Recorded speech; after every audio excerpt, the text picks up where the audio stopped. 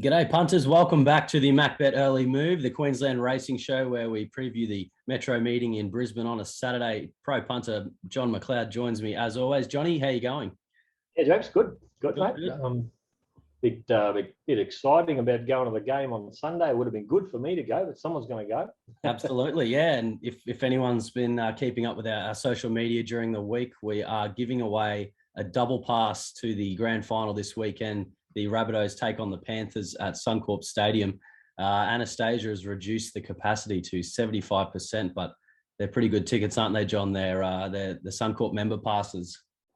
Yeah, it's sort of we got one that my grandfather's handed down, sort of thing. So it's it's a really good ticket around the 20-meter line undercover.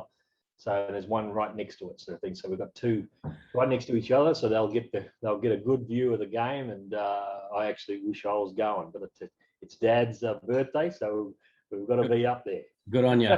Good on you. And I wish I was going as well, but I'm giving them away. So what we're doing, we're gonna draw out three names. Now these names are anyone who has an existing subscription on our website, macbet.com.au. So anyone who's subscribed to weekly or monthly tip sheets or platinum sheets or annual tip sheets or platinum sheets as well.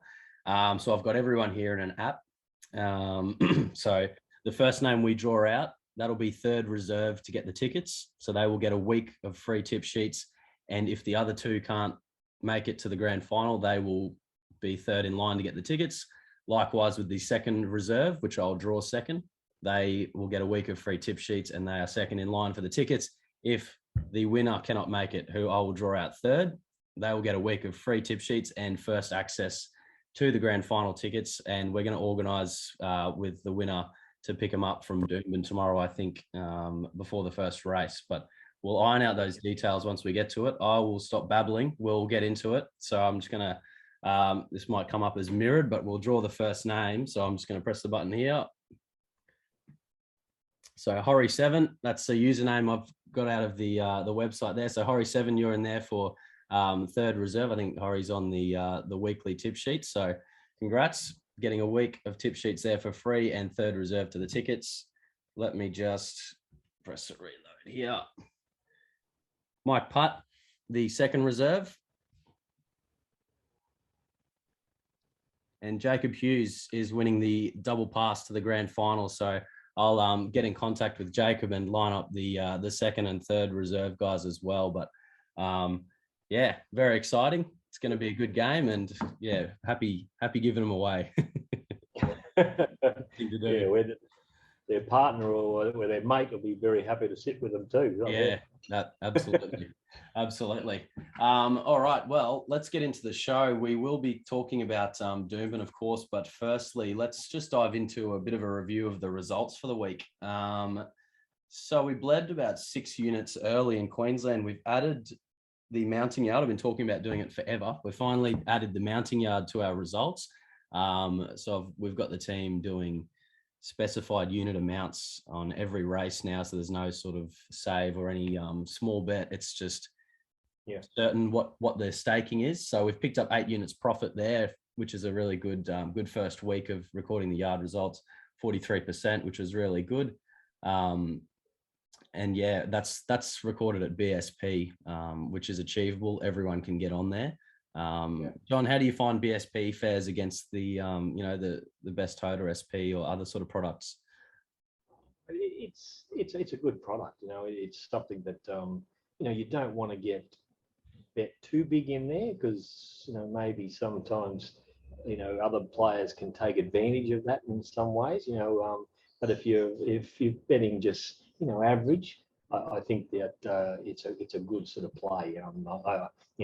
If I'm not going to the races, or I've got to go to lunch or do something like that, I'm more likely to go along with that sort of side of things. If I can't pull my phone out and while I'm with other people and I'm trying to bet when they're there, well, I'll do that and sort of just so I don't have to worry about it so much. But it's a good way to bet, and I think this way that we've come up with the yard, it's going to, I hope that it's going to prove that that we can do a better job after the early morning part, than what the early morning was. So and the early morning's been good. It's still hovering around 11-12% or whatever it is, and Yep, hopefully this one might be 3 or 4% better. If it's not, well then I'm going to have a look at myself, and the rest of the guys will have to have a look at it themselves about how they're looking at horses in the yard and everything. So for sure. I'm hoping that it's going to be well, it should be. Touch wood. Yes. It should be better. Yeah, well, I've been harping on for quite a while now. When people ask about the yard, I say it's going really well, but I don't actually have any figures to back it up most of the time. But now we do, which is really good. We're going to treat our overall, the worm we see on the graph, that is a combined early and late total. So for the week in Queensland, we've sort of finished up just 1 or 2 units in front if we include the early mail and the yard. If anyone jumps on the website and buys a single tip sheet, they're only going to see the early stuff. To get the yard, you need to be a weekly or a monthly subscriber, which it pays to be this week. And let's, while we're talking footy, just a little not tip of the hat to Corey France. He's absolutely killed it.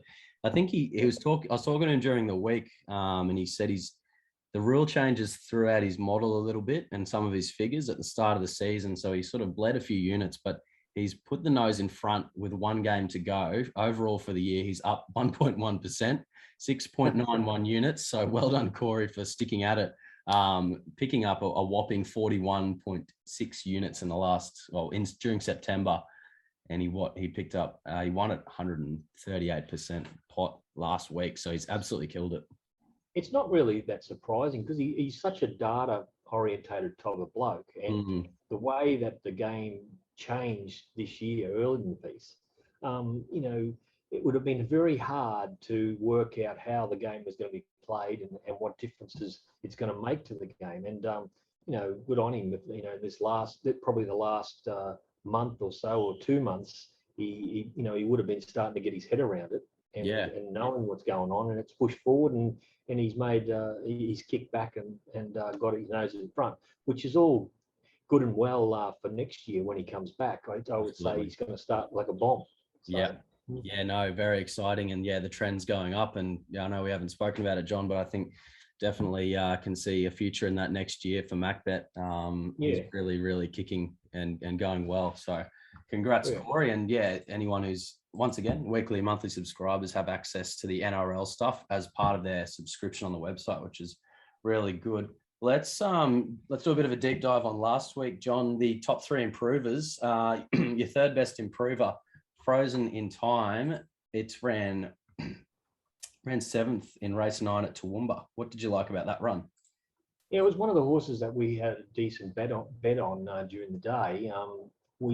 It just really, it become he followed the wrong horse, the bloke, and he got into the wrong part of the track. And, the bloke who rode it, Andrew Mallion, I really like. I like him as a jockey, but on certain types of horses. Now, that horse, I really thought it probably suited him. And, it has in the past. I think he's rode it the last 3, but just on last Saturday, he just made a few little errors and wasn't bullish enough at a certain time to just get himself in the race. Now, that's not his go, really. As I said, he's a quiet jockey, and he's really just let him. He's a bit like Damien Brown used to be. Let him settle where they're comfortable, and then start getting them into the race and not shoving and pushing and shoving too early. And that's what he is. And you've got to cop that sweep and know that that's the way he's going to ride him. Now, if a horse is a type of horse needs a lot of riding, and a lot of flogging, more or less, he's not your man. And if he's on that horse, just raise the white flag and say, I'm not backing this in a fit. So just sit on the hands. And another runner from the same race, sticking with the Frozen theme, Iced ran 9th in the same race there. What did you like about that run? It went better than it's gone before. It's raced well before, but it's went to a new little level there. He run good sectionals and was in the wrong part of the track. And, he's another horse that needs to be ridden quietly, good speed up front, ridden quietly with a bloke like Mallion on.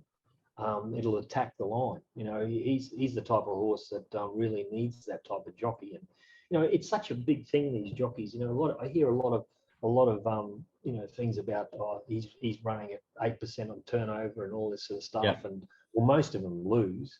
Yeah. But you know, if they're not doing too much, they're probably going okay. But I don't really care about that side of things. I would like to have more of a database on the type of horse, this type of horse, for all these jockeys. Yeah. How do they go? That's the database everyone should be looking at. And if they haven't done that, well, you know, forget about what they're doing, because it's just it's useless the other way. You've got to have a certain jockey for a certain type of horse, and that's the way it is. That's really, really insightful stuff. So yeah, just the pot number for each jockey doesn't really tell enough of the story there. So interesting angle, split them out. I like it. I like it a lot. Let's dive into Doomben this weekend. Track's currently a soft 5. There was a couple of showers around. You forgot about the best. You forgot about my top. I'm too excited. You've got me. Apache Chase, we backed it last week as well. How could I forget? Jumped about $4, $4.20. So the price held up out of the Desley Forster camp. Jim Byrne on board was pretty impressive. Did exactly what you said it would. Yeah, I was talking to Des during the week last week about the horse, and you know, she was very bullish about it and said the horse has come back really well, and you know, she's got it right. And then when I started doing all the figures on the thing, I thought, geez, it's going to be the right type of horse in that race. And you know, I was concerned that the track was going to play pretty much the way it was, and whether he got out far enough to put himself in the right position. But he sort of did, and he didn't. You know, he wasn't in a great position, but it was in okay, and he fought on great. And I think the horse has come back, what, 4 lengths better than what he was last time. Now that's not you know, it's not out of the question that could happen just with age improvement. But you know, 3-year-olds going into 4-year-old area, that they can make a big jump out of that 3-year-old. You know, type of ratings. That's what we find, and it's just a matter of how big a jump they make. And he's one of them that I think has made that big jump, and maybe even a bit more than what we usually give him. Yeah, very interesting. So yeah, keep a watch on Apache Chase there, improving by the sounds of things. All right, now I won't jump the gun. We'll go into Doomben this weekend. Like I was saying, a couple of showers around this morning, last couple of days. Track's currently rated a soft 5. And the rails in the 4.5 meter position. John, how are you going to play this track on Saturday? It'll be mid-track for sure. So you just need that horse, you know, starting to swoop, come into the corner and get into that middle part. You know, the leaders are probably going to start trying to get out, you know, out to 3 or 4 off. It's a matter of whether they go out far enough or they can steer them out and stay out there. You know, a lot of horses actually, I know, talking about Apache Chase, you know, he tried to steer it out a little bit, but it sort of rolled back in. And that's what horses can do, especially with if they're a left-handed whip rider. Well, they can roll back in trying to get away from the whip. So it is a hard sort of situation for a leader trying to get away from the fence with a jockey who carries the whip in the left hand. So, you know, sometimes they've got to think about that and put them in the right, and just, even though they're not as strong on the right, you know, just give them a flick and might stay away from the fence. Definitely not something I would have considered at all, but we'll jump into our early move, which is nice and early on the card as well in race 2. You're laying one. I will just run us through the market here, but we've got the Pines in there as favourite at $2. Rebel Salute's $4. Big Bad Bruce, $9. Angus the Black is $9 as well.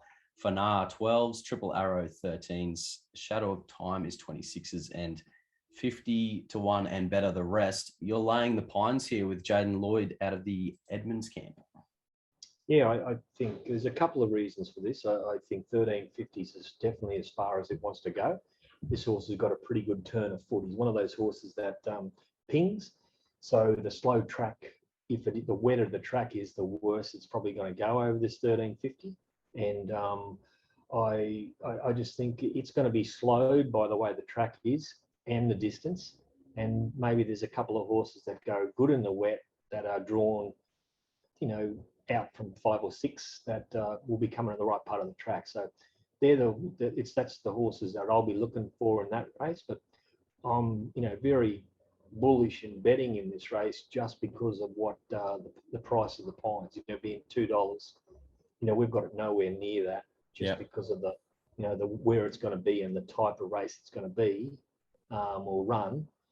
We're happy to bet against it, and we will be betting against it. For sure. And guys, if you want to see what John and the team are backing in the race, head to macbet.com.au. Tip sheets start at $25. Platinum is $100 per meeting, and that's where you can actually see the ratings for each runner, the rated prices, speed map, lots more information there. But yeah, really good for backing and laying horses that are over and under the odds. So yeah, taking a stand against the Pines there. Yeah, it's sort of with our sheets, you can actually see what our prices are and what our prices were before we changed it because of the map. There's a column there. If everyone's got it, it's got no map, and that's our prices without the map, introduced. So when things change and the track stuff starts to become biased, you can actually use that to maneuver a little bit more than what you can with just tips. And the pre-market column, I'm assuming, has that got anything to do with what's before you even put the fixed odds in, or does that have any influence on your final prices? Yeah, that's sort of taking away everything but what we were thinking when we did the form. It's sort of it's what our first thoughts were, and then once we start seeing the prices that are produced, then we start working from there and how we type of maneuver away from those prices. Sometimes we don't touch them at all. Yeah. But there's times when a horse that's first up that we may have plugged a rating that we thought was good enough or okay, and it produces a really short figure. And all that does to us is know that okay, I can get to this level.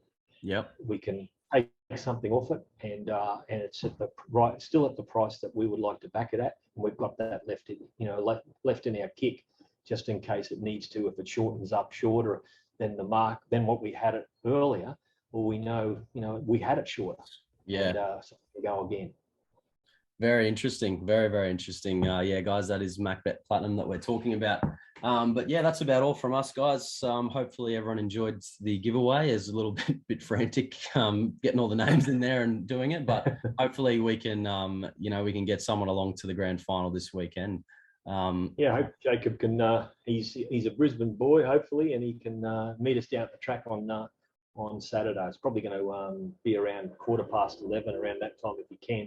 Anywhere between 11 and 11:15, because I'll be getting ready for the yard for the first race and everything. For sure. And second and third reserve, sit tight. For all we know, Jacob could be from New South Wales or Victoria or something like that. So we'll just keep an ear out and coordinate all that in the coming days. So anyway, John, good speaking with you. Good luck this weekend. Beauty. Thanks, James. Cheers.